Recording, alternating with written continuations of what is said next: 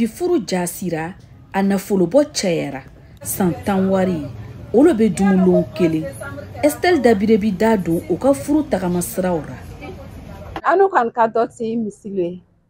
misi ni kolonkisɛ misiden 3 ani kolonkisɛ i b'olu bɔ mais ni se ti min ye k'olu bɛɛ kɛ ale kɔni ni se t'i ye k'a kɛ muso min kɔni b'i fɛ a bɛna den wolo wala a bɛ kɛ muso ka somɔgɔw ta ye ne nana ka dɔ di tuma min na a bɛ kɛ e ta ye maakɔrɔbaw ka fɔta ra bi furu nafolo ye bi furu kɛ yɛrɛ Jɔngolo Watara b'o fɔbagaw cɛra furu yɛrɛ nafolo man ca ka wari bɔ ten k'a dun muso ale man ca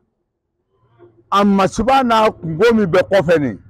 a bɛ se ka muso 10 furu o de bɛ furu gɛlɛya kamalen dɔw bɛ yen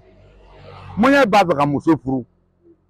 mais n'a ye furu nafolo nin di ka muso ka musaka bɛɛ kɛ ka janjoba ni nanki ɲininkaw kɛ nin ka balimansɔn ninnu kɛ nin a benna jaw ti bɔ tugun ni fonctionnaire a bɛ san 10 kɛ juru sara la fɔlɔfɔlɔ furu nɔgɔya Marie Madeleine Traoré be hakilina jigi kɛw ra ne kamere tun ye sunkuru ye ka ɲɛ bɔ a fɛ a b'a fɔ a bangebagaw fɛ ni ɲɛ bɔra karama sɔrɔ a den fɛ o bɛ taa ka taa i bolo daari n'o ye bolo daari ten ni sera sunkuruya ma o bɛ to ka taa buran sɛnɛ kɛ ka facɛ ka foro la ne sɛnɛ kɛra ten landafɛn ninnu o b'o di a bɛ taa ka cɛlasigi kɛ sisan foyi t'a ra o y'an ka dɔ tɛ ye denbaw n'a fɔ aw ye ko diɲɛ yɛlɛma cogo le ye bi furu kunkoyaw buguya Fatimata Traoré ye denba dɔ ye wa bi furu kɛra an bolo delikibadennikanba ye munna cɛw sɔn tɛ furu ma an denmuso fana b'an bolo tɛ furu ra mais hali furu nafolo nu caya o ako ba bolo ma se ako minenkolo sɔngɔ ko janjoba fɛn dɔw fana bɛ taa san fana ka kɔɲɔya kɛ don olu fɛ ni san sɔngɔ lu i b'o fɔ cɛw ye mais est ce que bibi na furu musakaw man caya furu musakaw ka ca parce que diɲɛ bi gɛlɛyara diɲɛ longo lo ka taa manankolon sɔngɔ fɔlɔ la manaw sɔngɔ tun bɛ cogo min sɔngɔ tun jigin bɛɛ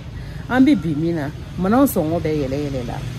minɛnkolo sɔngɔ boloma fara a n'a taara sigiw foyi ma kɔnya gɛlɛya bi fo ko minnu yɛrɛ tɛ landa ye Jɔnkolo Watara da ser'o ma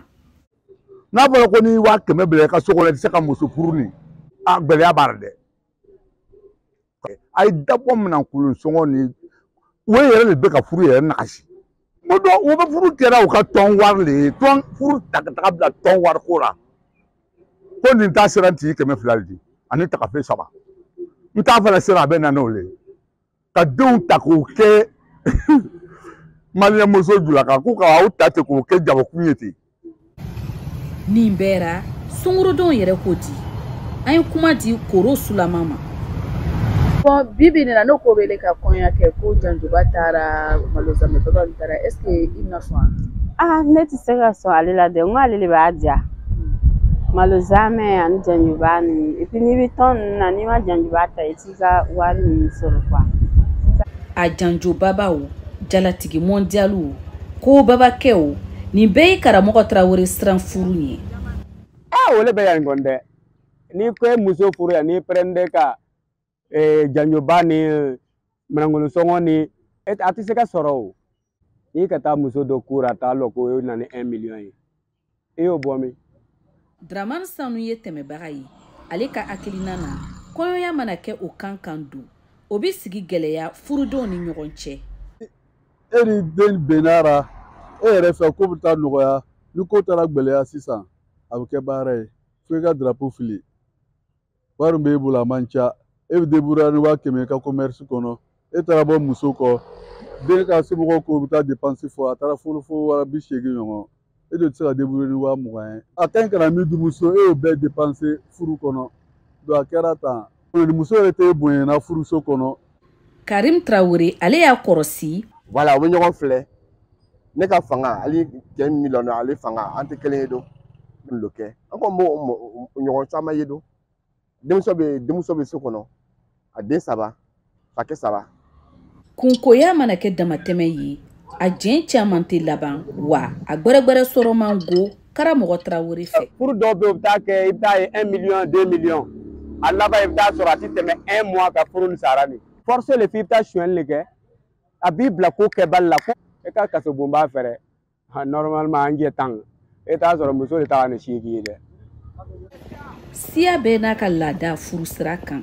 nga o laada se ninnu bɛ da ɲagana bi wari sababura